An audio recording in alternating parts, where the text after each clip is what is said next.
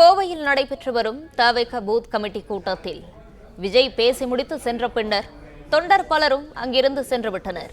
ஆதவ அர்ஜுனா பேசி வரும் நிலையில் அரங்கில் பாதி அளவிலேயே தொண்டர்கள் உள்ளதாக செய்தியாளர் யுவராஜ் கூறியுள்ளார்.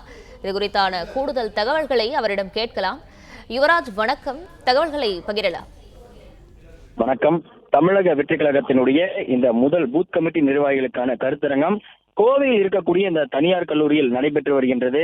சுமார் 5 மணி அளவில் இந்த பூத் கமிட்டி நிர்வாகிகளுக்கான இந்த கருத்தரங்கமானது தொடங்கியது. பல்வேறு முக்கிய நிர்வாகிகள் பலர் பேசிய பிறகு அடுத்து விஜய் இந்த உள்ளே அமர வைக்கப்பட்டிருக்கக்கூடிய இந்த 7000த்திற்கும் மேற்பட்ட நிர்வாகிகளிடம் இடையே தன்னுடைய அந்த பேச்சை தொடங்கினார். சுமார் 7 நிமிடங்களுக்கு மேல் பேசிய விஜய் மக்களை இனி ஏமாற்ற முடியாது என்று பல கருத்துக்களை அங்கு இருக்கக்கூடிய நிர்வாகிகள் முன்வைத்தார். அதே போன்று ஒவ்வொரு வீடாக சென்று மக்களிடம் தாங்களே நிர்வாகிகள் அனைவரும் வாக்குகளை கேட்க வேண்டும் என்று அந்த கருத்தையும் குறிப்பிட்டார். விஜய் பேசி முடித்த அடுத்த கணமே அங்கு இருக்கக்கூடிய நிர்வாகிகள் நிகழ்ச்சி அரங்கிற்குள்ளாக இருக்கக்கூடிய அந்த அரங்கிலிருந்து வெளியேறி வருகின்றனர். சுமார் இதுவரை 1000த்திற்கும் மேற்பட்ட நிர்வாகிகள் அங்கு உள்ளே இருக்கக்கூடிய அரங்கத்திலிருந்து வெளியே வந்திருக்கின்றனர்.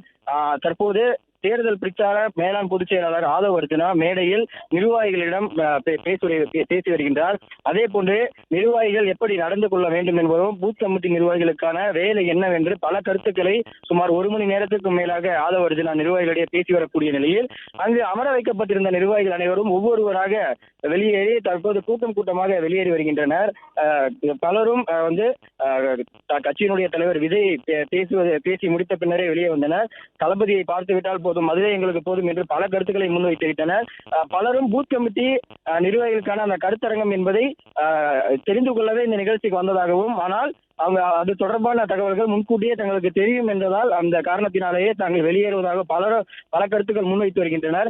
அந்த வகையில் தவிக தலைவர் விஜய் பேசி முடித்த அடுத்த கணமே அங்கு பின்வரிசையில் அமர்ந்திருந்த நிர்வாகிகள் அனைவரும் ஒவ்வொரு கூட்டமாக வெளியேறி இந்த அரங்கிலிருந்து தற்போது பாதி இருக்கைகள் காலியாக இருக்கக்கூடிய ஒரு நிலையில் தேர்தல் பிரச்சார மேலாண் பொதுச் செயலாளர் ஆதவ அர்ஜுனா அங்கு இருக்கக்கூடிய நிர்வாகிகளிடம் தன்னுடைய அந்த சூளுரையை ஆற்றி வருகின்றார். பிளே ஸ்டோர் மற்றும் ஆப் ஸ்டோரில் இருந்து பாலிமர் செயலியை QR கோடு மூலம் பதிவிறக்கம் செய்யுங்கள்.